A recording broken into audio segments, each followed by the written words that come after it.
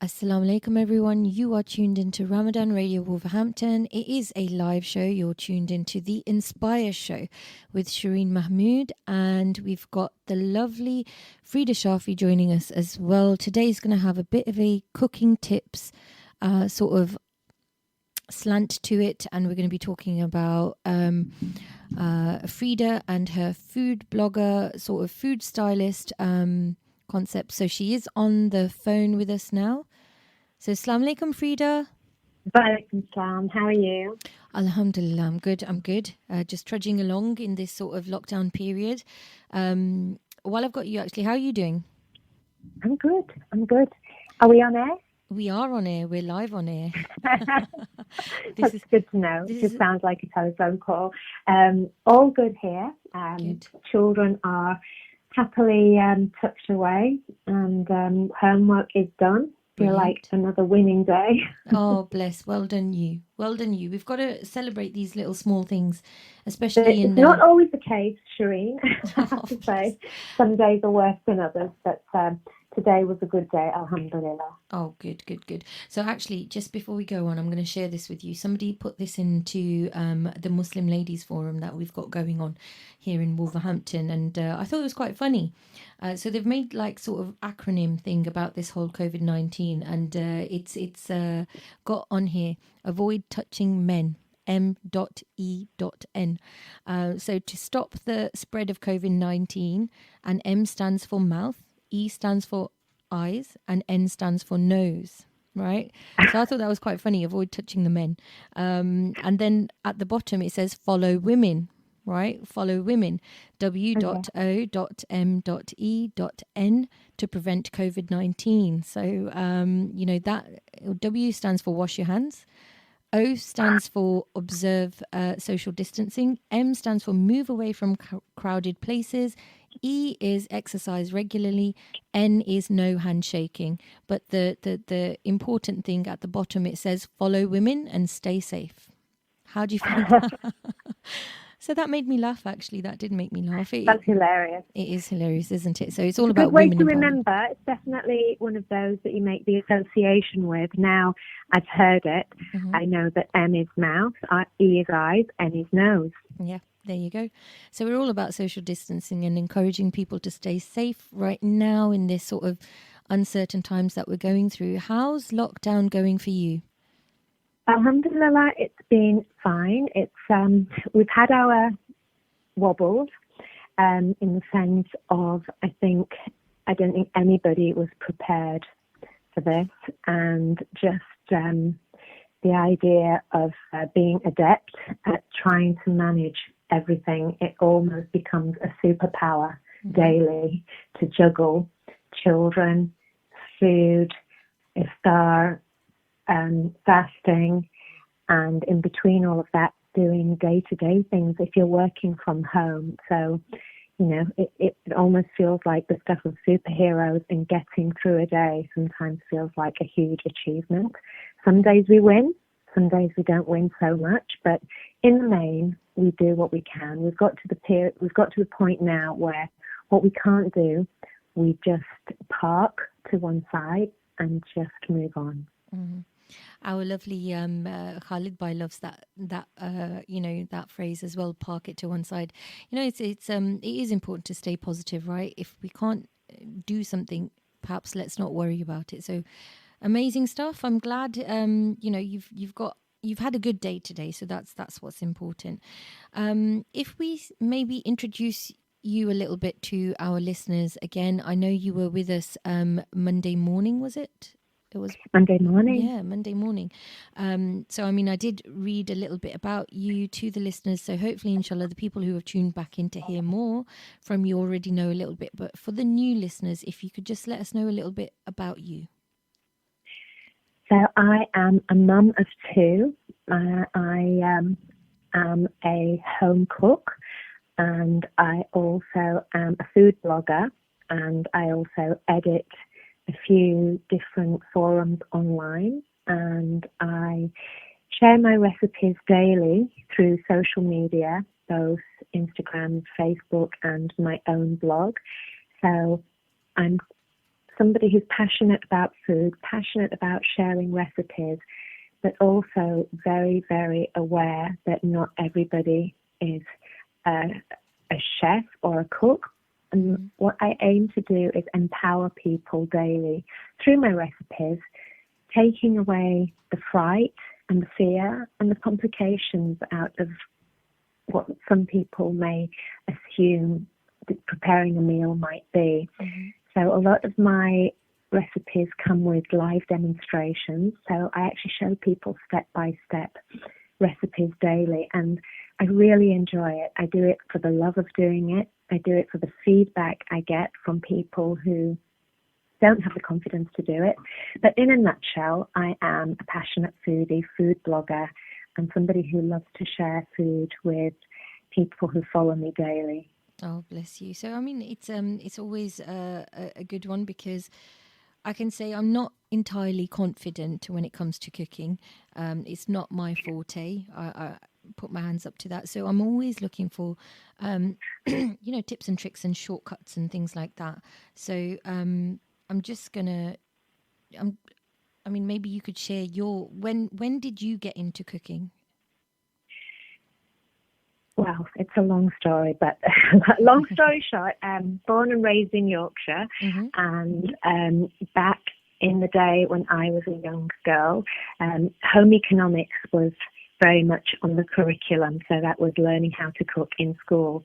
Having said that, my academy was actually my mum's kitchen, so I was very much interested in the food that came from our cultural heritage, the spices, the smells, and the feeling of running in from being outside in the garden and smelling that beautiful smell of whatever was on the stove. And I don't think you could ever escape that beautiful smell of fresh roti being cooked. It's almost like an affinity that you have. It's kind of primal. And I think at that point it was very much almost, it became a passion very young. I'd say at the age of 5, 6, and then I'd stand there with my mum making the dishes. She'd talk me through the recipes, but she'd also give me the context of each dish. So she would tell me about her childhood, and she would tell me about when she remembers making this dish when she was a young girl in Pakistan, where everything was sourced from scratch. And we are talking farming the grains and milling them, making their own flour, making yogurt from scratch, making spices from scratch. It really inspired me, and I loved hearing the stories, and the recipes were a bonus. So that's really when I knew it was a passion. It wasn't necessarily what I went on to qualify in. I went on to do a degree in fine art, but my food was always something that really, really stuck with me. It's only in the last 6 years that I've made it into a profession. Okay. I mean, it's really good, because we need more people like yourself. And I think blogging about it and being on social media about it and sharing that knowledge and all those tips with people has to be a good thing, right? So why do you think food education is important? I think food education is important for so many reasons, from our knowledge of where food is being sourced, where it is produced, how it's reared. So if there are cattle, for example, meat eaters, we are more savvy as human beings now. There is so much information out there, so we know exactly where our food is coming from, whether it's locally produced or locally farmed or it's imported from other countries. People are making much more conscious and aware decisions, and you don't have to be somebody like me who's a food blogger or an avid cook and chef to make those decisions. It's something that is out there. We've all got connectivity to various websites at the touch of a button. People are educating themselves more and more about where their food comes from. Is it sourced ethically? Is it grown ethically? Is it sustainable? Is it responsible? How good is it for the planet long term and the economy? So people are being more aware, and I think that knowledge is out there. So for me, it's not about me standing there and educating people. I will happily point people in the direction of where they can become more aware of how to eat more in season or local produce, for example. Absolutely. And what it actually does when it gets inside the body, which is probably the most important part of understanding and being aware of food. So it's a big context out there. I wouldn't necessarily say it's just about putting it in your mouth and digesting it and hoping for the best, because it happens to be a red apple or an orange carrot. Not always the case, because you need to know where it was farmed, how it was farmed, how long it's been sat in storage, and exactly what chemicals are on those fruits or vegetables before you consume them. So it's actually a minefield, but having said that, at the same time, there are numerous aisles in the supermarket now that label things as organic, grown locally, from wherever country, Portugal, China, wherever. So it's clearly labelled. It's up to people to make those decisions themselves. I know I make a lot of decisions about where I like to source my food, and I personally like to ensure it's locally farmed as much as possible, because for me it's about sustainability and supporting our local farmers. Absolutely. I mean, with supporting food, our local economy as well. Yeah, 100%, 100%. With food, especially in this current climate where we're looking at health issues and, we're worried about coronavirus and, these type of conditions and these colds and flus and viruses. I mean, it's interesting because you have a special name, don't you, for your spice cabinet, don't you?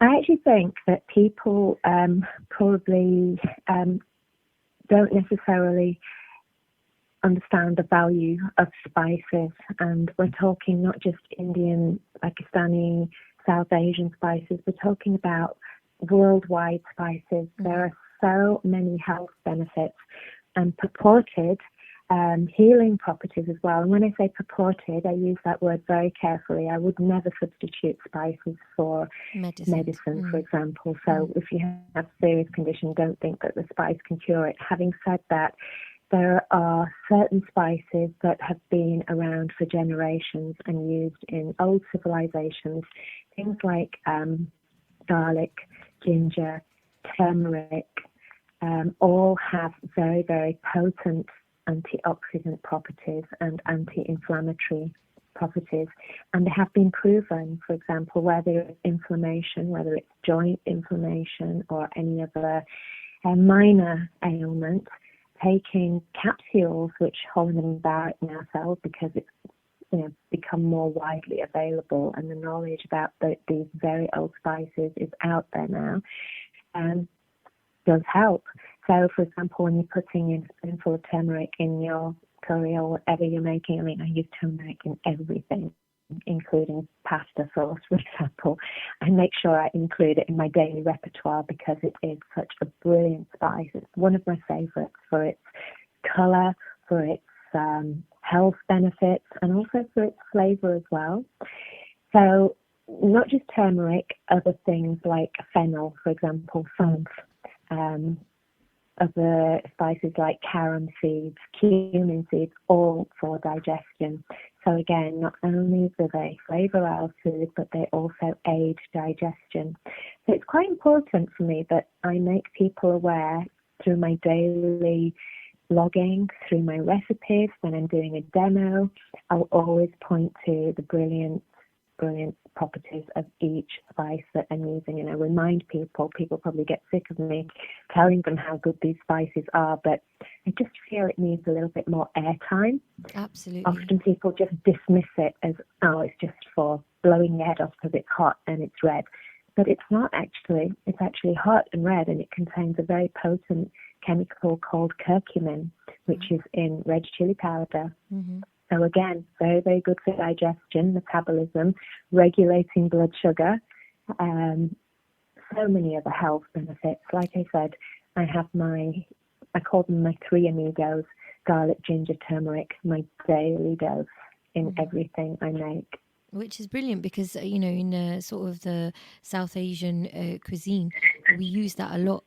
Garlic, tomatoes, all of that stuff. And you're right, it is important to check out what we are putting into our mouths. And quite often, the fruit and the vegetables that we use have a lot of vitamins and minerals in them as well. So the herbs and spices we use are very, very important. Now, I mean, Definitely. what if I asked Definitely. I you? mean, I teach people. I mean, if you don't want to necessarily cook a dish with all of these spices, then there are other things that you can do. You can have an infusion, like a tea, for example. You can make a fresh ginger, slice it as thick as you want it, put it in some boiling water with a few fennel seeds, and take some lemon, take some honey, and make a beautiful infusion. So you're getting a daily dose of something that's really healthy for you, really good for your digestion. You don't necessarily have to have these spices or these seeds or other elements that I've just talked about necessarily in food. You can take them in, you can even include them in your dessert as well. So there's so many ways you can consume spices that people don't know about. And again, on my social media, I'm constantly plugging the health benefits of spices and how to hydrate, not just with water but with herbal teas. Look, I mean, I'll be honest. I know what I'm going to have for after iftar. I'm going to go home and make myself a lovely ginger tea, just as you've described it.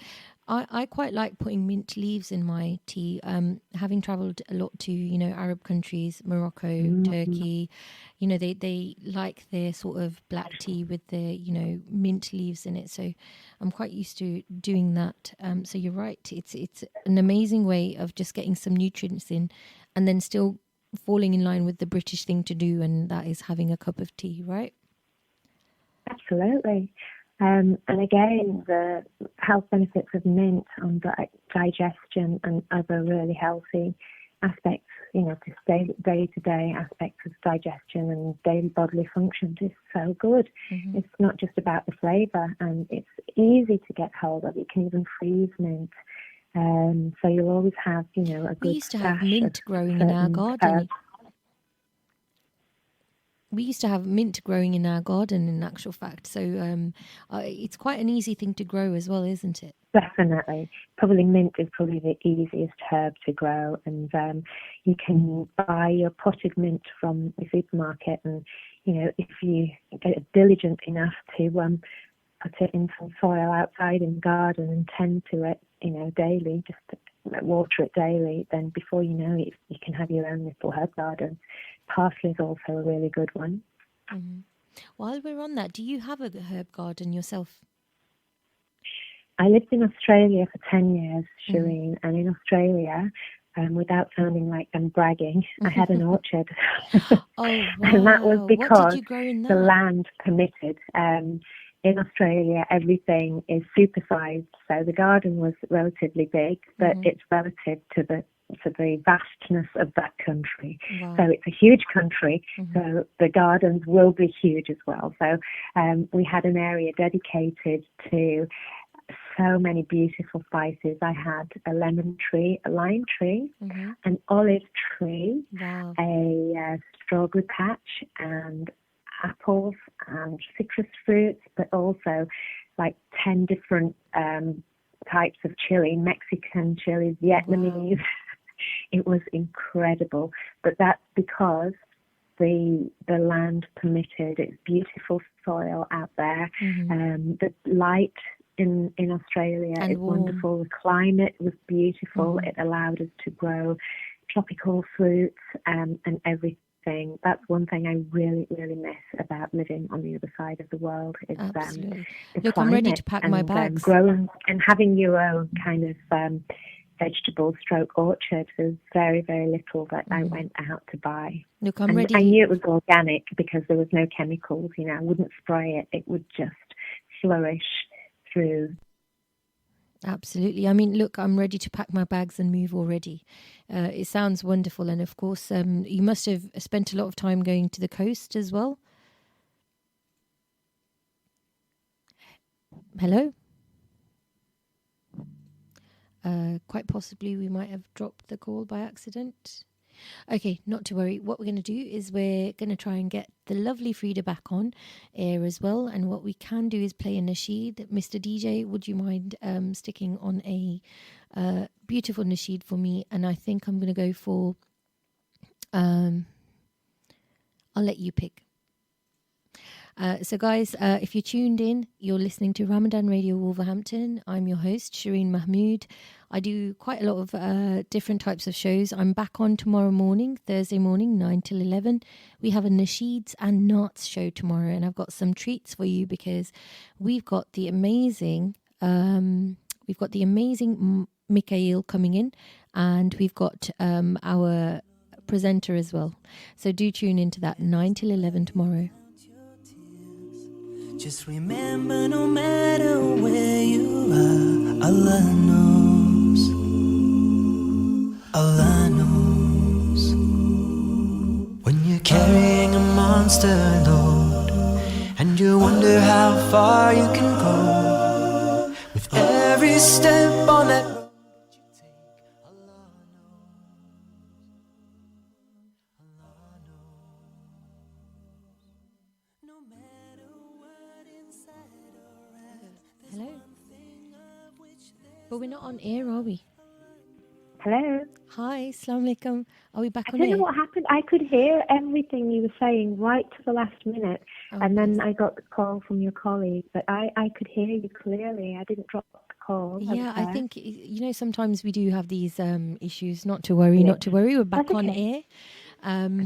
And we'll let you continue with whatever you were saying about. Well, I think I told you that I'm ready to pack my bags and leave for Australia, right? And I was saying the first place we ever settled in Australia. We lived there for 10 years, so we lived in different places.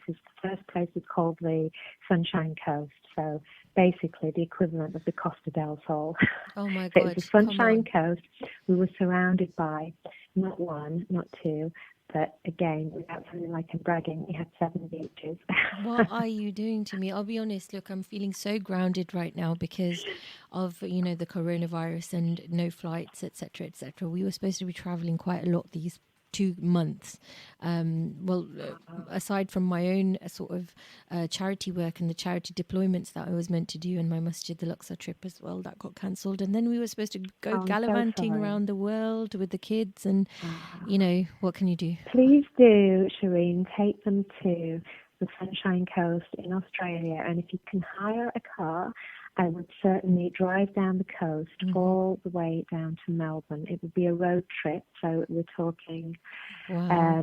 We did it, so we did it with a toddler, in fact. So we strapped our 2-year-old in the back of the car, and we drove all the way from the Sunshine Coast down to Melbourne. It took 2 days. We stopped along the way, but it's probably one of the most beautiful things you could ever possibly do. I mean, by all means, take your time. We were in a hurry. We moved house, but if you can stop, 3 or 4 times, you will see beauty unimaginable, untouched, unadulterated. The most beautiful thing about Australia was the coastline, the beaches, the sand, and the fresh air. It really was a beautiful place to live from a natural point of view. Look, this is where it comes in. I consider myself quite adventurous, and I'd love to move from country to country and continent to continent. Nothing to stop you. Yeah, inshallah. You know what? You'll have to send me the links because I know there's so many of my lady friends who are ready to skip the country as soon as we're allowed to. So this will be on my list of to-do. Most definitely. You've really painted a picture. We could perhaps... And there is a beautiful community of Muslim brothers and sisters out there now. So many professionals were invited to fill the skills gap. That's one of the reasons we went there. My husband is a dentist, so he was invited out through his vocation. And we went out to, fill the skills gap, I guess. But there are so many other people from the Asian community, every community actually. I'm not just talking about our particular community, but I actually connected with some beautiful souls out there, and the the way that the community comes together for Ramzan and Eid is very, very different out there to how we come together in the UK. And it was nice. It's beautiful here and it was beautiful there, but very, very different, I have to say. Well, you've sold it to me. I'm on my way. What we're going to do is, obviously, we have a short break. And what I am going to do is, hopefully, inshallah, you can stay on the phones for us. And then we'll talk a little bit about how you're getting the kids involved with cooking, or any tips and tricks that you might have of encouraging them from a young age to set the foundation, I suppose, to, with the food education and how they can be encouraged, if that's okay. Absolutely. Brilliant. Definitely. Right. So if you stay on the line, then guys, if you want to call in, the number you can call is 01902 972 150. I want questions. I want lots of questions, please. Bless. If you guys have got questions and you're too shy to come on air, you can drop.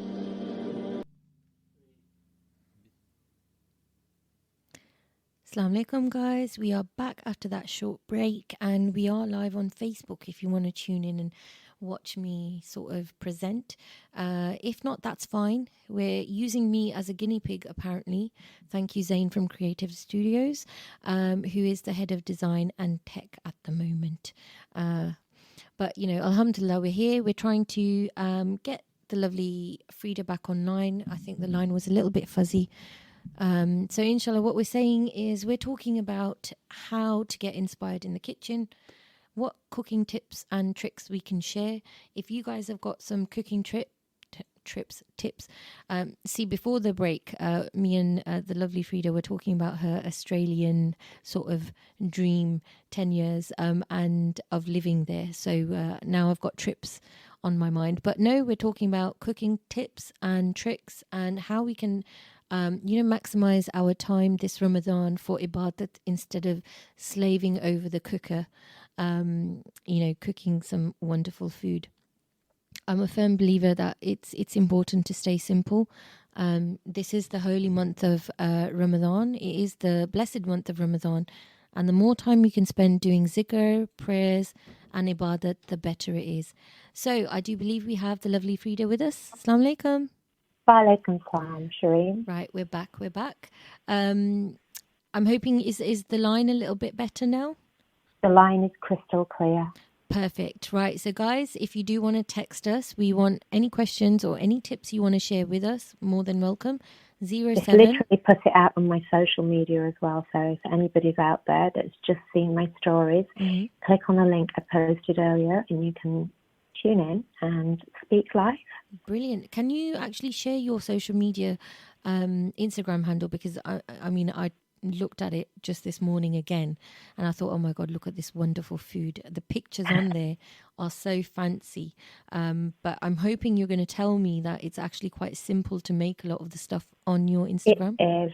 Absolutely is. Everything I make is linked with a full demo or a recipe that people can follow step by step. Honestly, it's not rocket science. And the number of messages I get daily from people saying, thank you so much for that.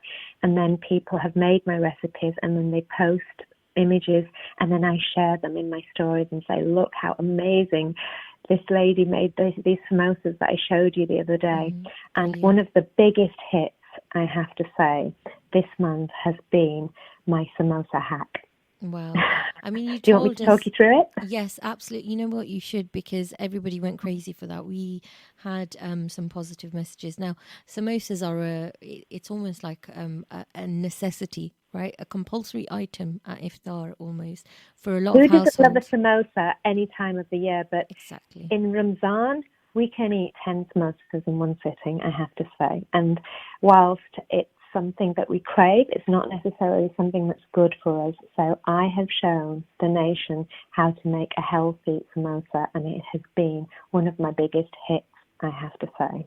Brilliant. And because of coronavirus, sadly, the stockpilers who have garages full of plain flour, shame on them to start with, but they are not allowing us the opportunity to buy plain flour. So I've created a hack where you don't need to use plain flour.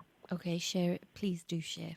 Okay, so what we have in abundance, thankfully, on our supermarket shelves are tortilla wraps, and we're talking the really, really soft, roti-like wraps.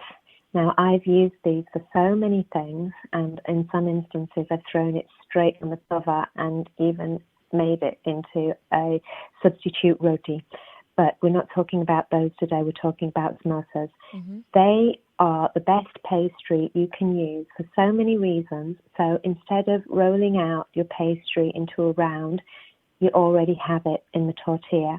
So you slice it through the middle, as you would do ordinarily with pastry, and you place your filling, which is the regular filling, which happens to be healthy. If it's, I usually like the vegetable samosa, so it's pea and potato samosa, which is probably the most healthy aspect of a samosa because it's vegetables. So you make the cone as you ordinarily would with a piece of pastry, but you make it with the wrap. But this is the beautiful part. We don't fry it.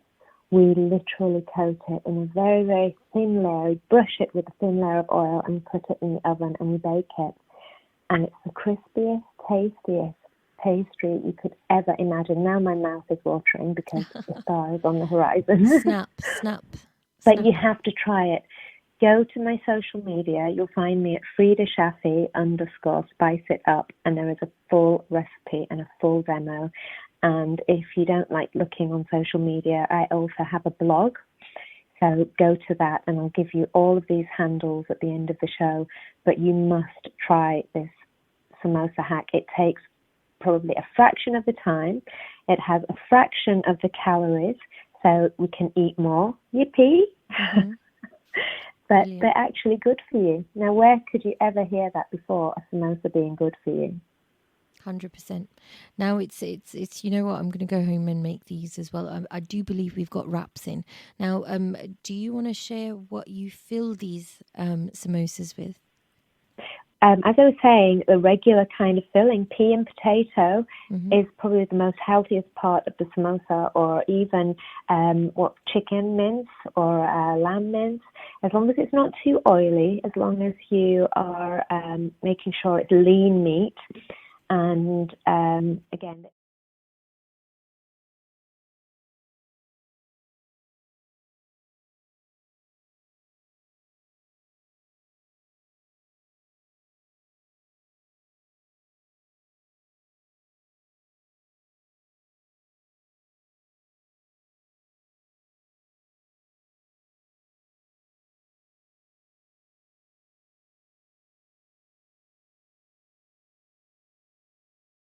in, and they're saying it sounds too mouth-watering. Is there any way we can get these samosas through the airwaves? So I thought, sadly not. That's one thing.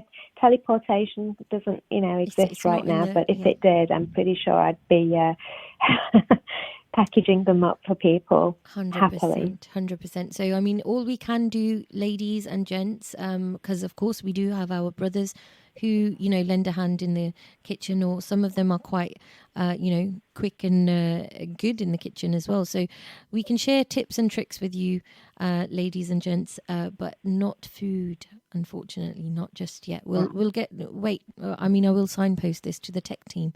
Tech team needs to come up with a way of teleporting food down the airwaves somehow. He's giving me dirty looks, but so I mean, just go online, have a look, and be inspired. I don't do this for anything other than the enjoyment I get and the adrenaline rush I get, believe it or not, when people make my food and enjoy it. 100%. So I mean, okay, so we've talked a little bit about the hit of the month almost, which is healthy baked samosas almost. What is your favorite Ramadan, easy and simple, your favorite Ramadan recipe? I'm all about pre-prep. Okay. So if you follow me and you know my recipes, I try to make my life easy. I'm a working mum. I have a small window in which to make really healthy food. I have to say, I don't necessarily have one dish, but there is one element that I use in a lot of my dishes, and again, this was a big hit recently that I shared. It was a homemade roasted tomato, red pepper, and roasted garlic chutney. Ooh, So, well, not yum. chutney like the English chutney. This is Pakistani chutney. So I introduced lots of spices that you would have in a curry. So a really beautiful blend of spices goes into these roasted vegetables. It's blended up. But a few tablespoonfuls of that in any dish transforms it from being relatively ordinary to really extraordinary. It's got such a powerful hit of the spices I've already mentioned, the ones that are good for you, the ones that are good for digestion as well, and the really tasty spices. And it's really healthy because it's like a vegetable chutney. I think we might have lost. Sorry, ladies and gents, I was really enjoying that sort of, chutney recipe, but we will get Sister Freda on as soon as we can. In the meantime, I can say I'm very hungry. I wonder if you guys are as well. But, another quick thing while we're talking about iftar, right before iftar, there is a very special time, and there's various hadiths about this. And this time when we're asking any dua that we have, we should ask in this time, because they say that there's, three people that have readily accepted duas. It's the dua of the oppressed, and one of the other ones is when you're a fasting person. If you're fasting and you fasted for the sake of Allah subhanahu wa ta'ala, and you've done your best and you fulfilled the criteria, then the duas that you make at this time, Allah subhanahu wa ta'ala will answer. So inshallah, that was just a quick little Islamic reminder for this special time in the lead up to iftar. Sister Freda, do we have you back?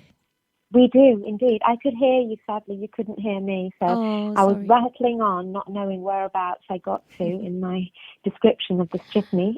I had the red spices in the sort of the pepper and the tomato sort of thing that you did, and that's where I lost the rest of that the recipe. Has been probably one of my favourite things that I made jars and jars of in my fridge, and it's been a brilliant addition to every single saucy dish that I've made, but it's also a brilliant chutney to have on the side.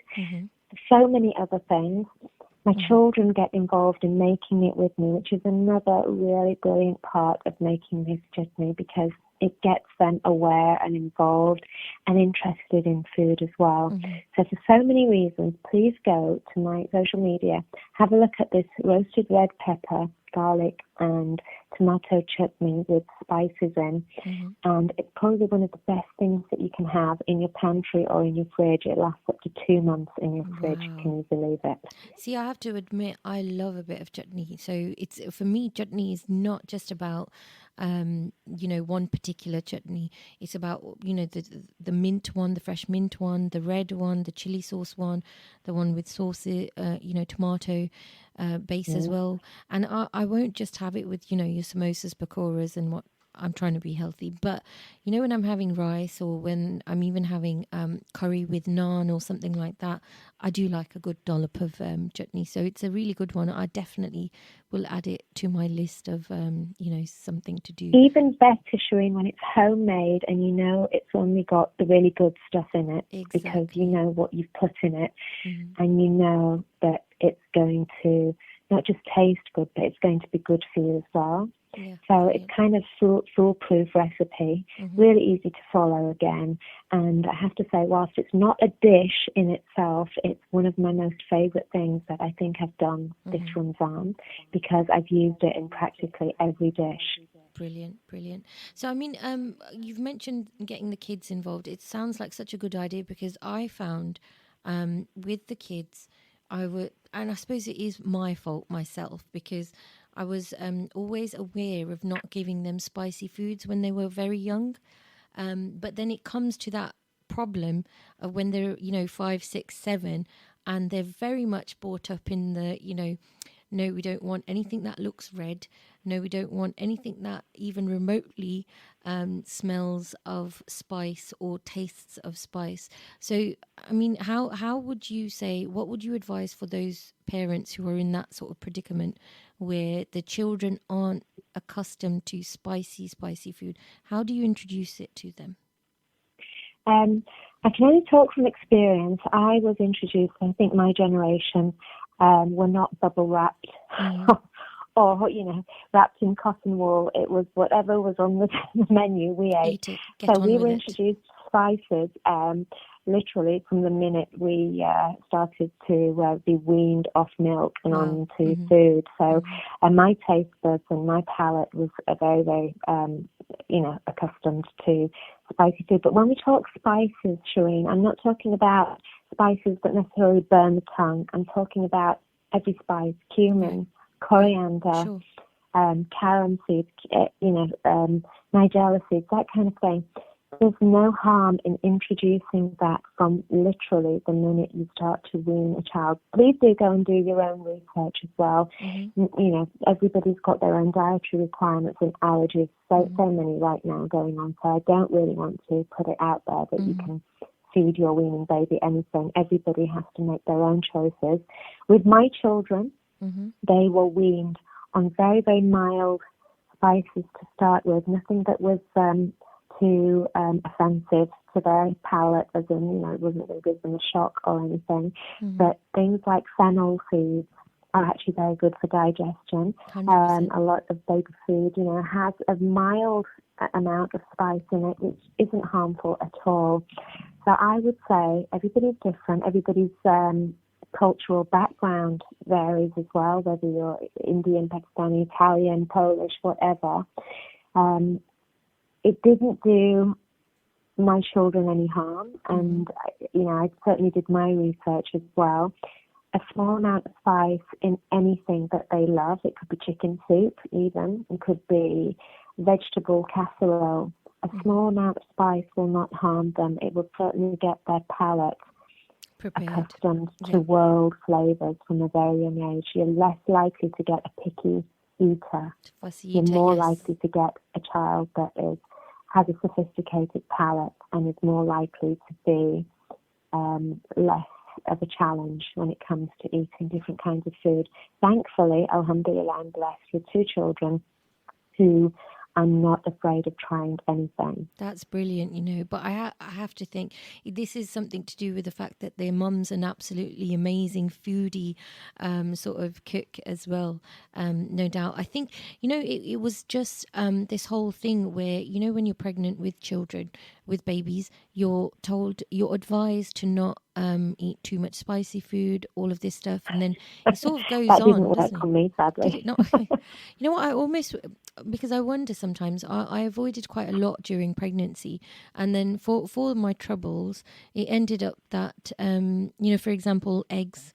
And things like that, which is a shame now. I wish I hadn't avoided them, because now that same child I was pregnant with has issues with eggs rather than, so I think almost sometimes it's something for us to think about. As long as it's a normal diet, we perhaps don't need to cut out anything specific. Sure. Yeah, so that They was say, there is an wise saying that you should definitely eat what the palate craves. My palate craved an awful lot of tomatoes and an awful lot of... Wow. And when I say spicy food, I'm not talking about the kind of blow your head off spices. I'm talking about the beautiful, tasty spices. And I have 2 children that absolutely love tomatoes and love spices, so it kind of translated, Brilliant. thankfully. Oh, bless. But I don't think that did any harm to me. And, there are other things that you absolutely should avoid, so always do your research 100%. and do what's best for you, whether you are a meat eater, vegetarian, vegan, whatever your diet is. Just, don't be afraid, I guess. You know what? It's been great having you join us, and you've shared some wonderful tips. We have got maybe a little bit more time left. Okay. Sort of. Are there any questions? I'm not able to check just yet. I think the only question I've had is. I see. Right. So I've had a question. Brilliant show. It's always great to hear from this. Someone suggested, what about cardamom? Cardamom. What can you do Cardamom with is a cardamom? beautiful spice, absolutely. And it's widely used in so many South Asian dishes. It's, again, the health properties are immense. Mm-hmm. But also, my mum has a stash of cardamom in her bag, brilliant breath freshener as well. But I use it in a lot of my dishes, from savoury dishes, biryanis, right through to sweet dishes. So kheer, senya, even tea. So if I'm making one of my infused teas that I talked about earlier, and also chai. So, we all love a beautiful cup of desi chai, don't we? Dudhpati, whatever you like to call it. Cardamom is so good for so many reasons. And again, the digestive properties of cardamom are immense. Absolutely. I think so someone's messaged in saying cardamom really helps in Ramadan if you use it with yogurt. Apparently one of the things is that you don't feel thirsty. So thank you to Bushra Khan who's messaged that. A big shout out, Assalamu alaikum and Ramadan Mubarak to you. So thank you for sharing that. I mean, cardamom That's definitely. a brilliant tip. I've never heard of that, but thank you for that. I've made a note of that, cardamom and yogurt. Yeah, it sounds really nice, isn't it? Now, I know cardamom's used everywhere. It's not just even Pakistani or South Asian cuisine. Moroccans use it quite a lot in their tagines. So I wonder whether that takes us on to, what are your favourite cuisines actually from around the world?